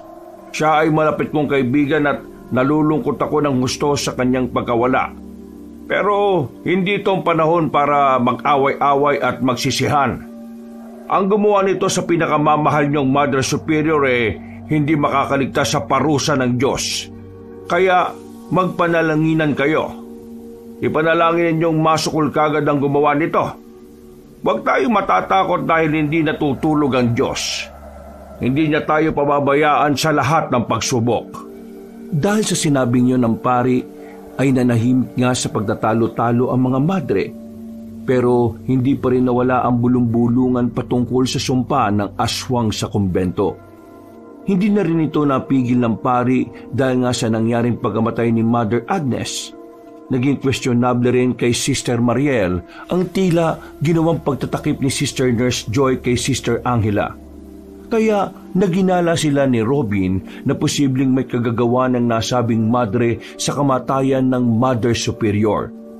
At base na rin sa nakasanayan, kapag namatay ang isang Mother Superior ay merong ritual, tradisyon at paggalang na isinasagawa ng mga madre bilang bahagi ng kanilang pananampalataya, disiplina at pagsasama bilang relihiyosong komunidad. Agad na pinagsama-sama ang mga madre upang magdasal para sa kaluluwa ng yumaong superyora. Inilagak din ang labi ng yumaong madre sa chapel ng kumbento para sa burol. Isinagawa ang funeral mass bilang pasasalamat sa buhay ni Mother Superior Agnes. Nagkaroon rin ng maikling eulogy o pagbabahagi ng alaala sa kanya. Pinangunahan ni Father Gestoni na sinundan ni Sister Delilah at sinundan pa ng mga matagal na nakasama ni Superiora. Dito ay itinuring nilang espiritual na ina ang yumaong madre bilang malalim na paggalang sa kanyang pamumuno at paglilingkod. Gabi-gabi habang nagbuburol ay hindi talaga mapalagay si Sister Mariel sa mga pangyayari. Kaya pasimple siyang nag-iimbestiga kahit alam niyang tila delikado. Mas lalo lang din lumaki ang hinala niya kay Sister Nurse Joy at kay Sister Angela na sila ang nasa likod ng krimen na to. Sinabi kasi kalaunan ng manggagamot na madre na nagpasya si Sister Angela na tumiwalag na sa kanyang sinumpaang tungkulin. Alam ni Sister Mariel na hindi basta-basta ang pagtiwalag sa sinumpaang pananampalataya dahil ito ay itinuturing na panghabang buhay na panata na kung tawagin ay solemn vow. Marami pang proseso ang dapat gawin, kabilang narito ang personal na pakikipag-usap sa Mother Superior. Ngayong wala pang bagong namumuno sa kanila, kaya hindi pa rin maaaring makapagsumite ng sulat ng dispensasyon si Sister Angela. Tila ipinalabas lang sa kanila na nasa personal na pagninilay-nilay daw ngayon ang nasabing madre, kaya hindi ito pwedeng maabala. Makalipas ang 1 linggo, ay inilibing na sa libingan ng mga madre si Mother Agnes. Ito ay nasa likod lang mismo ng kumbento. Tinipon silang lahat ni Father Gestoni para paalalahan ng muli. Namalagi pa rin doon ang pari ng ilang araw kasama si Robin dahil sa isang gawain. Pagkaraan ng pagluluksa, pinangunahan ni Sister Delilah ang pagpupulong ng mga madre upang pumili ng bagong superyora sa pamamagitan ng botohan. Alinsunod na rin sa patakaran ng kanilang religious order. Inabot na maghapon ng kanilang pagpili hanggang si Sister Delilah na nga ang naitalagang bagong Mother Superior nila. Marami rin ang humiling kay Sister Leticia. Kaso lang ay mas naging praktikal ang karamihan dahil alam na ng lahat na matanda na at hindi na nakakakita ang matandang madre. Kaya kung maluluklok yon, ay may hirapan lang din ang lahat. Sister Leticia, oras na po ng pagkain ninyo. Gusto ko lang din pong ipaalam sa inyo ang bagong Mother Delilah na po ang bagong superiore natin dito sa kumbento. 2 lang po ang nilamang niya sa inyo. Sayang po ano, pero okay na rin po yun. Sa ngayon po kasi parang delikado rin kapag naging Mother Superior ka. Baka matulad lang din ang mangyari kay Mother Agnes. Huwag naman sana. Pagkatapos siyang mapakain ng matandang madre, ay lumabas na rin siya kaagad ng silid dahil naatasan na naman siya sa banyo. Pagsapit ng gabi, gawa ng matinding pagod, ay nakatulog ng mahimbing si Sister Mariel. Sa eksaktong pasado 12:00 ng hating gabi, ay dinalo na naman siya ng masamang panaginip. Hindi rin siya sigurado kung panaginip to o totoo, pero nakita niya sa altar ng kumbento si Ruben. Ikaw na naman? Ano bang kailangan mo sa akin, Ruben? Hindi ako may kasalanan, Ale. Sila yun. Hindi akong isinumpang aswang sa kumbentong to, kundi sila. Sila ang gumawa at bumuhay sa kampo ng kadiliman. Wala akong kasalanan, Ale. Sila ang nagpapasok ng aswang sa kumbento. Wala akong kasalanan, kaya huwag mo akong iiwan. Mag-iusap. Isama mo na ako sa pag-alis mo rito. Ano bang ibig mo sabihin? Yung mga gumawa nito sa akin, sila rin ang pumatay kay Inang Agnes. Wala na silang pinipili. Lahat ay nasa panganib. Sino sila? Magbigay ka nga ng pangalan sa akin para malaman ko kung sino ang mga aswang dito sa kumbento na nagpapanggap na madre. Gumising ka dahil nandiyan na sila. Nagsisimula na naman sila. Eksaktong pagkasabi ng batang lalaki ay umalingaw-ngaw ang nakabibinging huni ng kadiliman. Dahil doon ay napabalikwas ng bangon si Sister Mariel, ganun din ang iba pa sa kumbento. Kagad lumabas ng silid ang dalagang madre matapos niyang maalala ang sinabi ni Ruben sa panaginip. Tumakbo siya at magtutungo sana sa silid na kinaroroonan ni Robin para humingi ng tulong at sabihin ang napanaginipan niya. Pero merong umagaw ng kanyang atensyon. Mula sa pasilyo ay meron siyang nakitang pamilyar na madre. At hindi nga siya nagkamali dahil si Sister Lucia yon na naglalakad papunta sa kinaroroonan ng lumang silid. Sa bilis ng paglalakad noon ay tila hindi na sumasayad sa lupa ang mga paa. Nang marating niya ang pinakadulo ay naabutan nga niya sa tapat ng pinto ng lumang silid si Sister Lucia. Sister Lucia? Nakita tayong muli. Sinabi ko naman sa iyo na wala akong kasalanan sa mga nangyari. Produkto lang ako ng kagagawa nila. Hindi ko to ginusto at hindi ko to pinili. Sila ang gumawa nito sa akin. Totoo ka ba talaga? Hindi ba ako nag-iilusyon lang? Katulad mo, hindi sila naniniwala noon. Pero maniniwala na sila ngayon dahil isa-isa na silang huhusgahan at nagsimula na yung kay Mother Agnes. Humarap kay Sister Mariel ang nasabing madre at kitang-kita niya ang pamumula ng mga mata nito na tila luluha na. Bukod doon ay unti-unting umuusli ang matutulis nito mga pangil. Mapapansin din na makakapal at may itim na ugat sa lieg at magkabilang sentido nito. Diyos ko po, isa kang aswang, kampon ka ng kadiliman, demonyo ka! Hindi ako aswang o demonyo o kampon ng kadiliman, kundi isa ako ngayong nilalang na nagpaparusa sa mga taong mapagkunwari at makasalanan sa kanilang pananampalataya. Pagkatapos sabihin niyo ni Sister Lucia ay unti-unti na nga nagbago ang kanyang anyo. Tuluyan ang nilukob ang buo niyang pagkatao ng maitim at nangingintab na balat. Kasunod noon ay biglang lumabas sa likuran nito ang isang malaking pakpak na matulis ang dulo na parang patalim.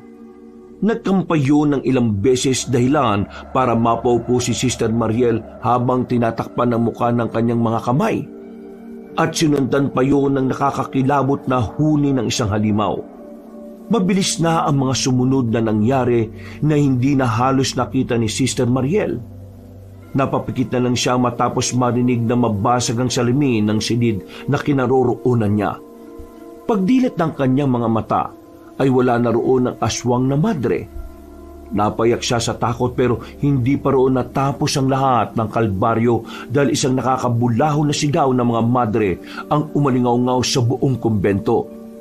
Pagtayo niya ay eksakto rin ang pagdating ni Robin na dali-dali siyang inalalayan.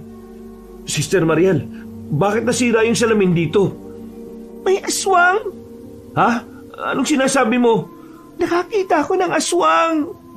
Naudlot na ulit ang kanilang pag-uusap dahil nakarinig na naman sila ng malakas na sigaw ng madre.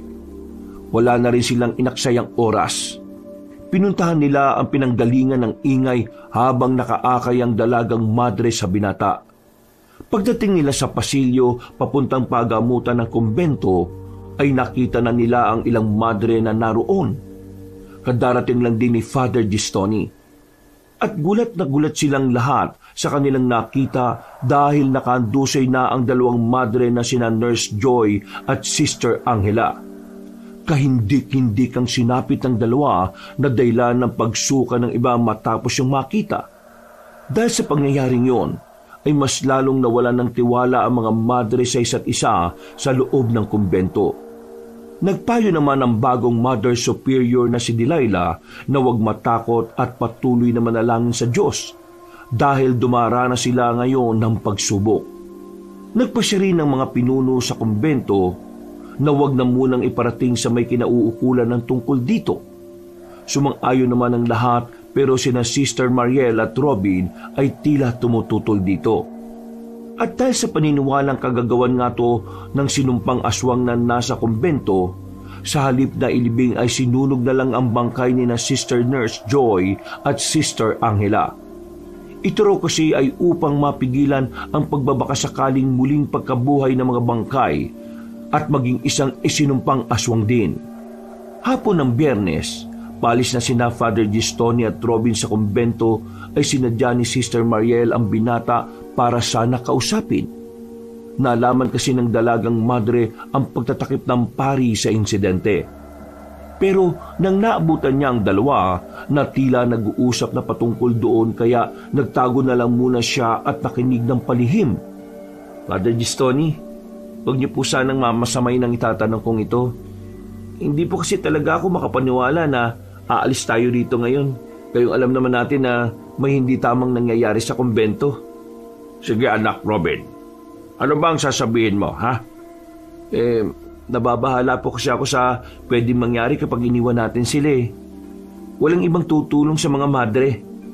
Tutulungan sila ng Diyos. Robin, ang tagal mo nang nasa simbahan.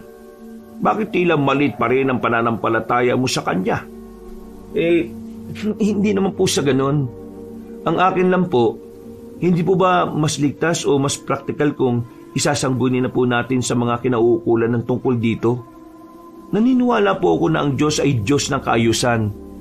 Kung magkakaroon ng tamang proseso sa pag-iimbestiga, matutukoy po natin kung sino ang gumawa ng pagpatay o kung sino po ang... Kung sino ang ano, Robin? Kung sino ang ano? Kung sino po ang aswang? Robin, anak, sa tingin mo ba hindi ko alam ang tungkol dyan? Sabi mo nga, ang Diyos ay ang Diyos ng kaayusan. Kaya meron siyang inilaan na tamang mga tao para gumampan sa sinasabi mo. Hindi uubra mga ordinaryong pulis, kung di rin naman ordinaryong kanilang kakaharapin. Posibleng mas dumami lang ang mapapahamak kung magkataon. Kung ganun, ano pong naiisip niyong paraan? Maghintay ka lang anak at magtiwala dahil hindi natutulog ang Diyos. Huwag mo nang bagabagay ng sarili mo at sa halip na mag-alala ka ng mag-alala, lalo na kay Sister Mariel. Bakit hindi mo siya ipanalangin sa Panginoon gayon din ang ibang nasa kumbento? Tila nahiya ang gwapong binata nang marinig yun sa pari kaya umiwas siya ng tingin dito. Napangiti lang ang matandang lalaki habang pinagmamasdan siya. Matagal ko nang napapansin ang pagtatangi mo sa babaeng yun, ha? Pero sana maintindihan mo na ang sinumpang niyang tungkulin sa Diyos panghabang buhay na panata at hindi basta-basta mapuputol. Paasahin mo lang ang iyong sarili, Robin. Father Gistoni naman, bakit po parang napunta na sa akin ang usapan? Hindi ko po alam ang sinasabi niyo. Kahit itanggi ng iyong bibig, hindi naman may tatanggi ng mga kilos mo lalo na ng laman ng iyong puso. Nag-aalala lang ako sa iyo, Robin, at ayaw kong umasa at masaktan ka sa huli. Pupunta na po ako sa garahe at titingnan yung sasakyan natin. Sumunod na lang po kayo kung handa na kayo, Father. Napangiti na lang ang matandang Ginoo, habang si Sister Mariel naman mula sa pinagtataguan ay hindi na rin mapakali. Umalis na lang din kagad siya sa lugar na yon bago pa makita ni Robin. Maya-maya pa, nang nasa labas na siya ng gusali ay doon siya napabuntong hininga na malalim. Tila kasi nakaramdam din siya ng kakaiba matapos malamang meron palang pagkagusto sa kanya ang binata. Hindi niya alam kung maiilang ba siya o matutuwa matapos yung malaman. Diyos ko, Mariel, umayos ka. Ang puso mo ay nakalaan na sa Diyos katulad ng sinabi ni Father Gistoni. Panghabang buhay na panata to. Ano yung binubulong-bulong mo dyan? Ay, anak ka ng mahabaging langit. Nakakagulat ka naman, Robin. Parang mas lalo kang gumanda nung nagulat ka. Umayos ka nga. May iba tayo. Aalis na pala kayo bukas, no? Kailan kayo babalik ulit? Uy, bakit mo naman tinatanong? Namimiss mo na kaagad ako, no? Umayos ka talaga sa mga sinasabi mo, Robin, ha? Ay, naku, bahala ka na nga sa buhay mo. Ayoko pang umalis dahil nag-aalala ko sa'yo. Ang ibig kong sabihin sa inyo dito. Ang dami na kasing nangyari. Pero katulad nga ng sinabi ni Father, kailangan natin magtiwala sa Panginoon. Kaya magdasal ka palagi, ha? At mag-iingat ka rito. Kayo rin. Lalo ka na. Natigil na sila sa pag-uusap dahil dumating na rin nga si Father Gistoni at Mother Delilah. Matapos magpaalam ay nagbiyahe na kaagad ang dalawang lalaki habang hindi pa lumalalim ang gabi. Bago naman pumasok sa loob ng kumbento ay tiningnan lang ng Mother Superior ang dalagang madre ng makahulugan. Pagkatapos noon ay nauna na siyang pumasok sa loob. Pagkalipas ng ilang araw matapos sa mga insidente ay merong ipinadala ang simbahan na isang priest investigator. Dahil ito sa tulong at request ni Father Gistoni mula sa Arsobispado. Kinilala ang Ginoo na si Monsignor Severino. Isang kilalang pare lalo pagdating sa pagsugpo ng mga kulto o anumang hindi pangkaraniwang pangyayari sa mga simbahan o baryo sa probinsya. Si Robin din ang nagatid sa nasabing Ginoo. At pagpasok pa lang ng kumbento ay sinalubong na sila ng mga madre bilang malugod na pagtanggap. Sa bungad pa lang ay nakaramdam na ng hindi maganda ang nasabing Ginoo habang nililibot ng tingin sa buong lugar. Dito pa lang sa labas nararamdaman ko na ang kakaibang presensya. Kaya sigurado ko ang may gawa ng krimen sa lugar na ito hindi ordinaryong nilalang. May halimaw sa kumbentong ito at ito ay kailangang puksain sa lalong madaling panahon. Wala nang inaksayang oras pa ang investigador.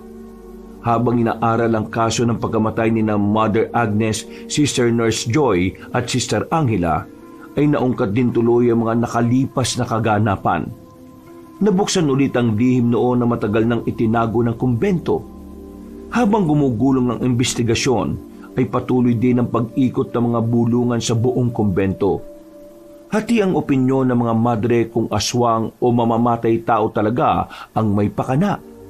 Hindi na rin kasi sinabi ni Sister Mariel ang nakita niyang aswang dahil baka mapagsimulan na naman to ng matinding issue sa kumbento.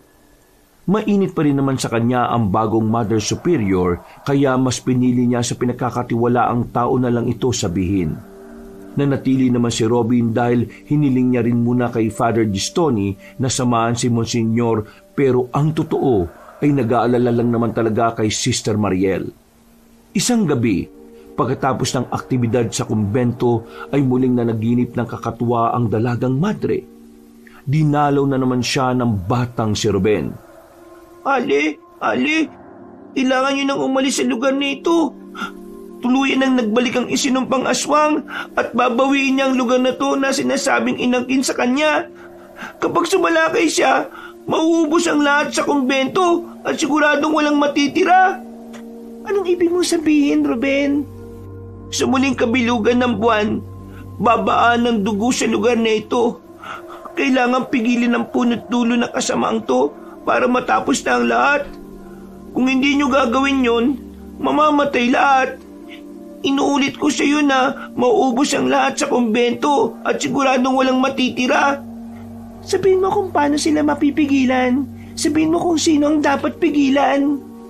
Ang mga taong gumawa nito sa akin, ang mga sumunog sa akin at ang nagbigay ng sumpa kay Sister Lucia, lahat sila ay dapat pagbayarin. Sino nga sila? Bakit hindi mo mabanggit-banggit ang mga pangalan? Humingi ako ng tawad dahil sa oras na banggitin ko ang mga pangalan nila, magsisimula na ang kalbaryo sa kumbento. Pero malalaman mong sagot sa silid na puno ng apoy sa lugar na ipinagbabawal. Doon mo malalaman kung sino-sino sila. Sa lumang silid? Magmadali ka dahil wala ng oras. Pagkasabing yun ay biglang nagising ang dalagang madre. Pagtingin niya sa maliit na orasan sa silid na kinaroroonan ay doon niya nakitang eksakto 12:00 na ng hating gabi. At dahil hindi siya mapakali matapos sa mga nalaman, ay naisip niyang lumabas ng silid. Nung una ay nag-aalangan pa siya pero nagtungo na rin siya sa silid ni Robin para humingi ng tulong. Sinabi niya ang lahat sa binata kaya hindi yun nag-aksaya na tulungan siya. Wala silang inaksayang oras. Tinungo nila ang lumang silid na nakakadena upang hindi mapasok. Sabi sa akin ni Ruben, nandito daw ang sagot sa loob mismo ng lumang silid. Kung mabubuksan natin to, siguradong malalaman natin ang itinatagong lihim ng kumbento. Pero ang sabi ni Mother Agnes noon, tinapon na raw sa balon ng kumbento ang susi ng kadena. Huwag ka mag-alala. Dinala ko tong pamputol ng bakal. Walang halong pag-aalinlangan, pinutol ng binata ang kadena na kaagad nahulog sa sahig. Pagkatapos noon ay nagkatinginan sila bago sabay na pihitin ang siradura ng pinto. Dahan-dahan yung nagbukas at sabay silang napatakip ng ilong dahil tila may sumasabay na amag sa hangin. Bukod din doon ay umalingasaw ang nabubulok na amoy. Napapikit sila pareho habang hinahawi ang mga alikabok na humahalo sa hangin. Pagdilat ay humakbang sila papasok sa loob. Doon na nga tumambad sa kanilang mga paningin ang kabuuan ng nasabing ipinagbabawal na silid. Hindi nagbago ang naunang nakita ni Sister Mariel kaya nasabi niya talaga sa sarili na totoo ang nangyari noong unang gabing unang beses niyang nakita si Sister Lucia. Kung ganun, tama nga talaga yung nangyari nung gabing yun. Para tong maliit na kapilya, yung malaking kahoy na krus sa gitna, dun ko unang nakitang duguan si Sister Lucia eh. Pero nasan dito yung sinasabi ni Ruben sa iyo na puno ng apoy? Wala naman ako nakikitang apoy dito kundi mga libro sa kaliwa at kanan. Hindi ko rin alam eh. Alam ko na, naalala ko na. Sa ilalim ng simba na tinutuluyan ko, may parang kugon doon. Posibleng meron din dito sa ilalim at kailangan lang nating hanapin. Wala na nga silang inaksayang oras hanggang sa makita nila ang sikretong daan na nasa likod mismo ng pader kung saan nakalagay ang malaking kahoy na krus. Nagulat sila dahil merong hagdan doon pa ibaba at matagal silang tumayo roon at nag-isip kung ano nga ba ang dapat gawin. Sa palagay mo, dapat na ba tayong humingi ng tulong kay Monsignor? Paano kung may aswang dyan sa ilalim? Ang tanong kung pinagkakatiwalaan mo ba siya? Hindi na nakaimik ang dalagang madre kaya nauna nang bumaba si Robin dahil alam na ng binata ang ibig sabihin ng katahimikang yon. Nang nasa ilalim na, ay natuklasan nga nila ang isang sinaunang kwarto na hindi bahagi ng blueprints ng kumbento. Doon nila nakita ang altar ng kultong pinaniniwala ang pinanggalingan ng kasamaan. Ang sinasabi ni Father Gistoni na dahilan kung bakit nakapasok sa kumbento ang sumpa ng aswang. Nakakita sila ng mga lumang larawan sa pader na may mga mukhang pinunit at niluma na ng panahon. May nakita pa silang isang pinto at pagbukas nito ay nakakita sila ng mahabang lagusan. At ang nakapagtataka ay nakasindi ang mga tulos sa gilid na nagsisilbing ilaw. Sinyalis na ginagamit hanggang ngayon ang daan na yon. Nagpatuloy sila hanggang sa marating ang isa pang silid na parang rehas. Doon na nga nakita ng dalawa ang ilang bungo at damit na mga madre. Nagkatinginan sila matapos maunawaan kung kanino ang mga bangkay na yon. Ito yung nakita ko nung inawakan ako ni Sister Angela. Diyos ko po, sila yung mga madring mga namatay at nasunog. Paglingon nila sa kabila, ay doon nga nila nakita ang tila kugon. Lalapit sana sila roon pero may narinig silang mga boses mula sa hindi kalayuan. Maingat silang nagtago sa isa pang lumang silid at pagpasok doon ay mas lalo lang nagimbal si Sister Mariel. Nakita niya kasi sa silid na yon ang isang bata at may lumang larawan doon ng batang lalaki na pamilyar sa kanya ang mukha. Kwarto to ni Ruben? Dito siya ikinulong noon? Ito siya marahil. Parang binuhusan ng malamig na tubig ang ulo ni Sister Mariel nang makita ang buto ng bata sa lumang kama sa pinakadulo ng silid. Nakakadena pa yun na talatang doon na nga namatay matapos makaranas ng matinding paghihirap. Biglang naalala ng dalagang madre ang palaging sinasabi sa kanya ni Ruben sa tuwing magpapakita ito sa kanyang panaginip. Parang awa mo na, Ali. Huwag mo akong iiwan. Isama mo na ako at gusto ko nang umalis sa lugar na to. Wala akong kasalanan. Hindi ako nagbigay ng sumpa. Sila ang sumunod sa akin at sila ang nagbigay ng sumpa kay Sister Lucia. Sila ang pumatay sa mga madre. Napaluha na lang ng tahimik si Sister Mariel kaya inalo siya ni Robin. Humihiling sa akin si Ruben na isama siya kapag umalis tayo sa lugar na ito. Kaya pakiusap, Robin. Kunin natin ang buto niya at ilayo natin sa lugar na ito. Pangako, isasama natin siya sa pag-alis sa lugar na ito. Kukunin natin ang buto niya at aalis na tayo ngayon din. Wala na nga silang inaksayang oras. Pagkatapos kunin at ibalot sa lumang kumot ang mga buto ni Ruben, ay umalis na sila sa lugar na yun. Hindi na nila inisip na galugarin pa ang lugar dahil alam nilang delikado.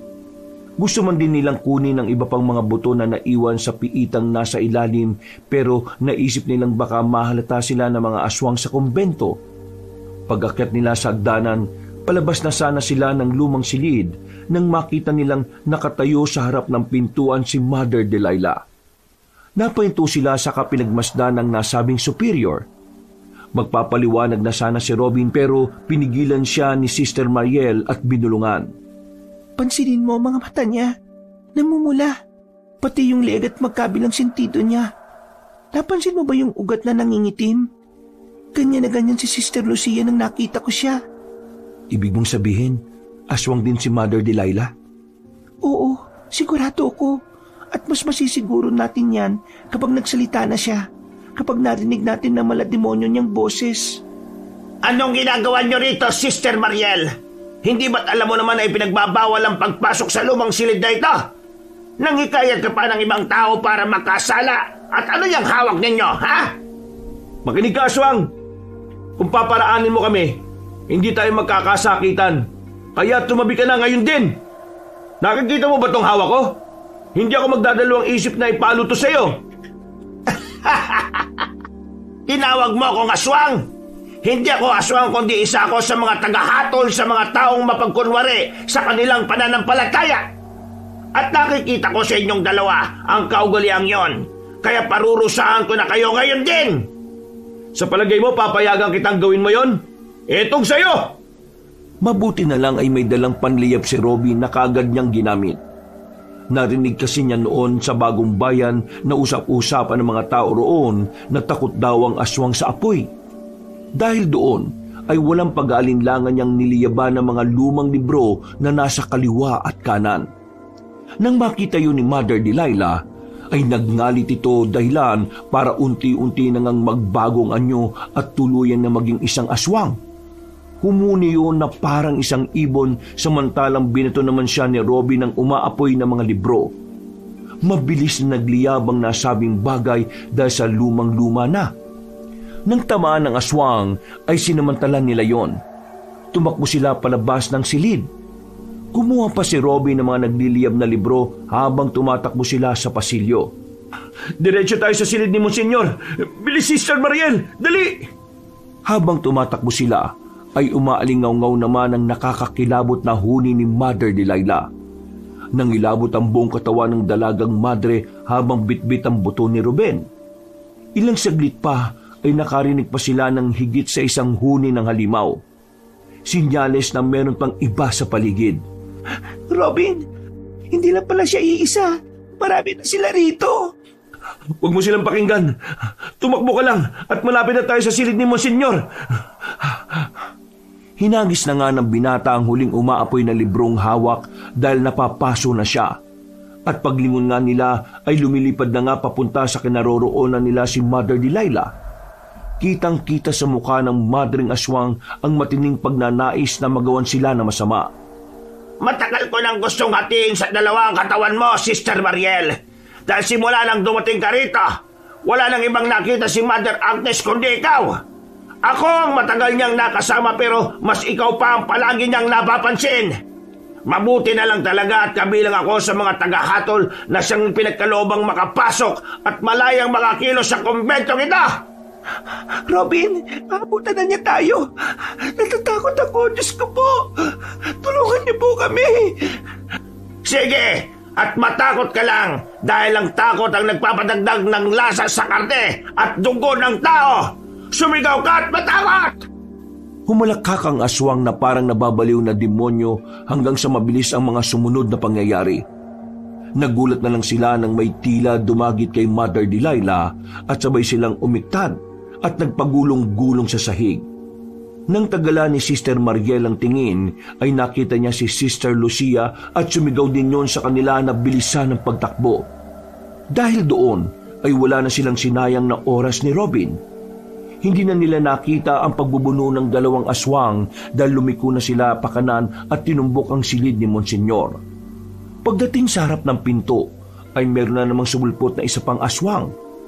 Mabuti na lang ay bumukas kagad ang pinto at gamit ng holy water, iwinisik ito ni Monsignor sa aswang habang nagbibigkas ng salita ng Diyos. Kayong masasamang kampo ng kadiliman, sa ngalan ng Diyos Ama, ng Diyos Anak, at banal na si Kristo Jesus, at sa ngalan ng Diyos Espiritu Santo, maggunaw kayo at bumalik sa dagat-dagatang apoy kung saan kayo nararapat! Nang matamaan ng dalawang aswang, ay parabang asido ang dating sa kanila ng holy water. Nang hina sila tumandusay sa sahig habang nangingisay hanggang sa unti-unting matunaw na parang bula. Nagulat naman sina Sister Mariel at Robin dahil ito ang unang pagkakataon nilang makasaksi ng ganoong bagay. Huwag kayong basta tumungangar yan. Narinig niyo ba ang sigawan ng mga madre? Kailangan nilang ng tulong natin. Kaya kumuha kayo ng mga holy water at puksay ng lahat ng kampo ng kadiliman. Sige po, Monsignor. Masusunod po, Monsignor. Huwag kayong matakot. Dahil kahit kailan ay hindi pa intulutan ng Diyos na mamayani ang kasamaan, lalo na sa kanyang kumbento. Dahil sa sinabing yon ng priest investigator ay wala na nga silang inaksayang oras. Nagkaroon ng lakas ng loob si Sister Mariel na harapin ang mga isinumpang aswang sa kumbento hanggang sa maubos nga nila ang mga ito. Sa huli ay nakita niya mismo si Mother Delilah at Sister Lucia na patuloy pa rin naglalaban kaya winisikan niya ang superyora ng maraming beses ng holy water. Nagumiyaw yon sa sakit hanggang sa siya naman ang salakayin pero bago pa makarating sa kanyang harapan ay nalusaw na yon na parang bula. Nagawa mo! Dahil din niyo sa tulong niyo, Sister Lucia. Totoong hindi ka nga patay. Naging isa ka lang. Naging isa akong isinumpang aswang. Kaya habang may oras pa, Sister, gawin mo na rin sa akin ang ginawa mo kay Sister Delilah. Pero hindi ko magagawa yun. Kailangan mong gawin. Ayaw kong maging ganito. Ayaw kong talikuran ng pagiging madre. Kaya nanatili ako sa ilalim ng kumbento na nagtatago dahil ayaw kong makagawa ng masama sa mga inosenteng tao. Ginawa nila kong isinumpang aswang para sa masama nilang layunin. Kaya dapat mo akong pigilan. Ito ang tungkulin mo bilang alagad ng Diyos. Ito ang sinumpaan mong tungkulin at walang hanggang panata mo. Gawin mo na para matahimik na rin ang aking kaluluwa at malinis akong muli. Huwag kang mag-alala dahil hindi ako masasaktan. Mas mararamdaman ko lang ang paglilinis sa akin ng ating Panginoon. Napabuntong hininga na lang si Mariel habang napapaluha at pagkatapos pikit mata na niyang isinaboy kay Sister Lucia ang holy water. Pagdilat ng mga mata niya ay wala na yon sa kanyang harapan dahil natunaw na rin ito na parang bula. Napayak na lang siya ng gusto at nasaksihan naman ni na Robin at Monsignor Severino ang tagpong yon. Hindi mo kailangan malungkot sa nangyari. Ikaw ang naging daan para muli siyang makapasok sa pintuan ng langit. Tinulungan mo siyang maligtas ang kanyang kaluluwa sa pagkalunod sa kasamaan. Ngayon ay siguradong nasa kanlungan na siya ng ating Panginoon. Totoo po bang merong Panginoon? Kung totoo siya, bakit niya ito hinayaan na mangyari sa kanyang kumbento? Kahit kailan ay hindi natin maintindihan ang mga gawin ng may kapal. Pero isa lang ang sigurado ako. Kung minsan hinahayaan niyang mangyari ang isang bagay para sa huli, ay ang makita kung gaano siya katagumpay sa buhay ng mga taong nananatiling nananampalataya sa Kanya. Huwag kang panghinaan ng loob dahil isa ka sa mga instrumento ng Diyos. Napaiyak na lang si Sister Mariel at napaluhod habang humihingi ng tawad sa Diyos dahil sa kanyang mga nasabi. Inalo naman siya ni Robin. Pagkatapos ng nangyaring yon, ay tunay ngang nakalaya sa isinumpang aswang ang kumbento.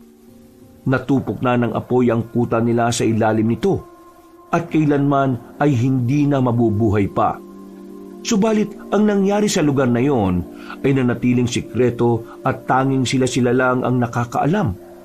Mahigpit ay pinagbawal ni Father Gestoni at ng sumunod na Mother Superior ang paglalahad sa labas ng patungkol dito. Nailayo na rin nila si Ruben sa lugar na yon at nabigyan ng maganda at formal na libing. Ang huling panaginip ng dalagang madre patungkol dito ay nakakaiyak dahil nagpasalamat ng gusto sa kanya ang batang lalaki. Sa wakas ay natahimik na rin ang kaluluwa nito. Hindi nagtagal ay nagdesisyon si Sister Mariel na tumalikod sa pagmamadre dahil totoong nagkagusto na talaga siya kay Robin. Naging mahaba ang proseso dahil dumaan pa ang dalaga sa personal na pagninilay-nilay. Formal na pakikipag-usap sa superior, pagsusumite ng sulat ng dispensasyon, panahon ng paghihintay, pag-aproba ng Vatican at legal at praktikal na pag-aayos ng mga dapat niyang ayusin. Mahaba man ang hinintay ay natapos din ang lahat. Nagkatuluyan si Mariel at Robin at ikinasal sila ni Father Gestoni. Pagkalipas ng 2 taon ay biniyayaan sila ng isang anak na lalaki na may takot sa Diyos at pinangalanan nila yung Ruben. Wakas.